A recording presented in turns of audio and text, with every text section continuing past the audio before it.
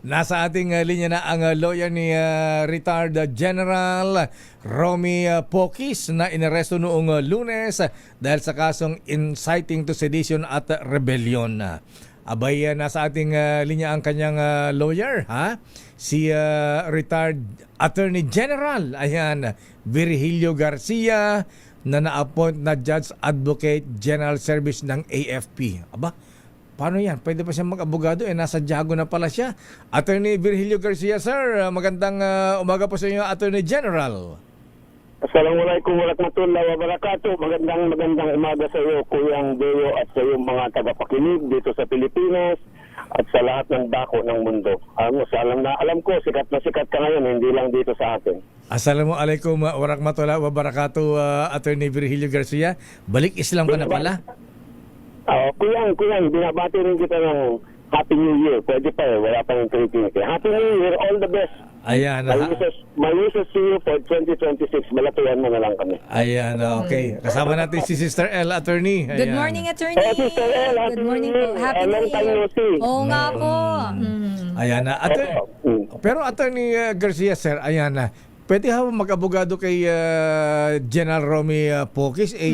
Nasa Jago ko na pala ho kayo ngayon. Pwede po.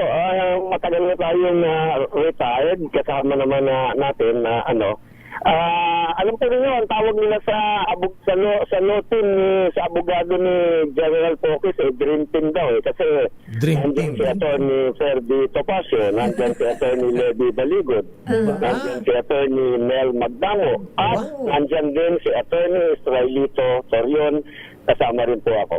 Aba, dami niyo pala battery of di kampanilyang lawyers, ha? Kaya pala Dream Team.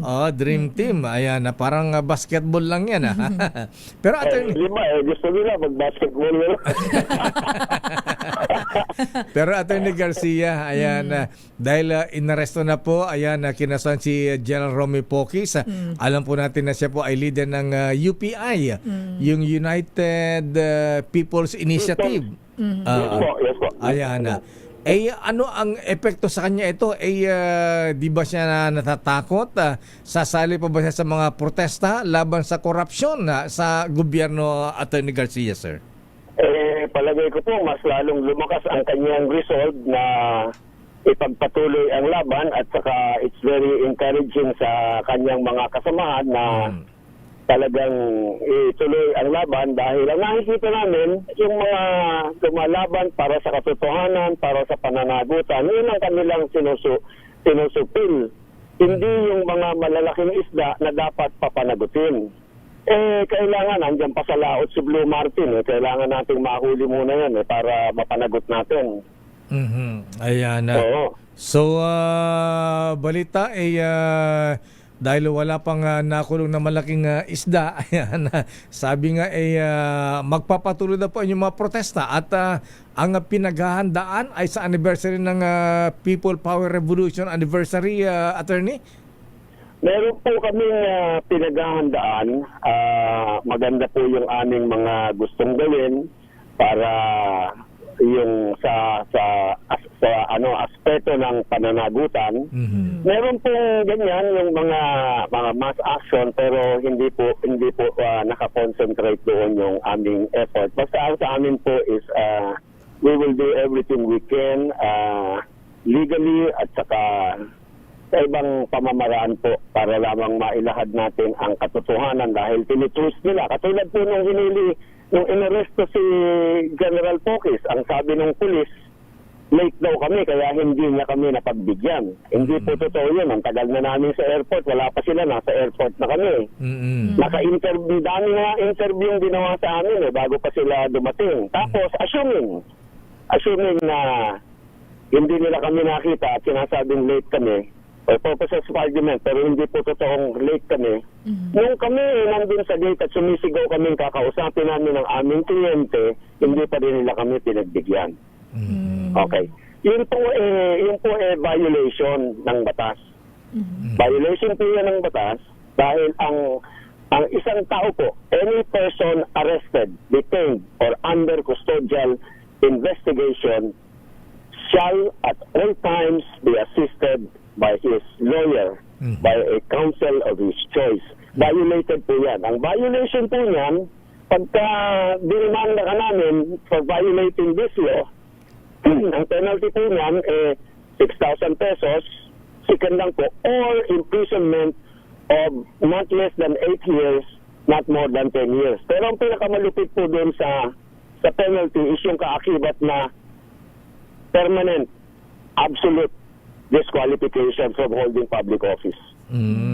But may Yan. So, opo, yan po, hindi namin, gagamitin po namin yung batas na yan sa lahat ng mga pulis na nagbabiolate ng karapatan ng tao, not because we don't like the police, but because we want them to learn, we want the people to know of their rights para wala na pong violation ng karapatan ng tao, wala na pong basta nakikidnap at inililipad sa kung saan, because we will run after you, and I'm telling you,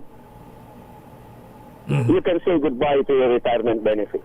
Kakasahan niyo yung mga pulis si IDG agents na umaresto kay General Pokis, attorney? Nandun po kami.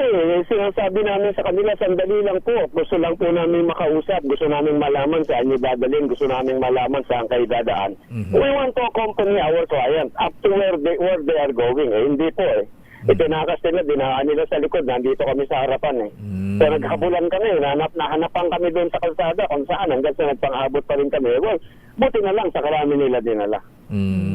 Ayan na. Yun. And then, ayaw pa nilang dalhin sa korte. Kami pa nag-insist, no, you have to bring his person to court. He has to appear before the judge because the judge would like to see him. Buo. Okay. Yun ganon. So, yun po. Totoo na sabi ni General Nartates, dumaan sa proseso. That is correct. But the process correct. Is the process tama? Yun po ang aming gustong isaayos. Okay, abangan na lang po natin kung kailan po ang hearing, Attorney Garcia, sir? Nakaset yung arraignment niya sa December 14, pero magpa-file kami ng papasuspend muna namin kasi hindi natapos yung preliminary investigation Nag-file kami nag-decision yung fiscal December 1. Na-issuehan ng warrant ng December 5. Pero yung resolution niya, natanggap namin ng December 10. So hindi pa namin alam. And within the period to file action, nag-MR kami siguro 2 days after that. Ang kapal-kapal nung final namin na MR Kaso, nauna na pala siyang nag-file sa korte at meron ng warrant of arrest. So that again is a violation of due process. We will question that. Gusto lang namin matapos yung proseso ng preliminary investigation. Hindi namin kine-question yung jurisdiction ng court. Gusto lang namin tapusin muna. And then, we will submit. We already have submitted to the jurisdiction of the court. Okay. Pero kailangan lang pong maayos yung mga pagkakamali. Alam po ninyo, Opo. Sige. under normal circumstances, yung ordinaryong accused, ang tagal-tagal bago ma-resolve Paiinip ka Pero ito, nagugulat kami. Super duper, super bilis. Okay, Attorney Garcia, sir, maraming salamat. Abangan po natin yan. Thank you and good morning. Thank you, Attorney. Maraming salamat po sa inyo sa pagkakataon na binigay niyo sa amin. Thank you very much, Kuyang Sir. Attorney General Virgilio Garcia, ang lawyer, isa sa mga lawyers ni retired General Romeo Pokis.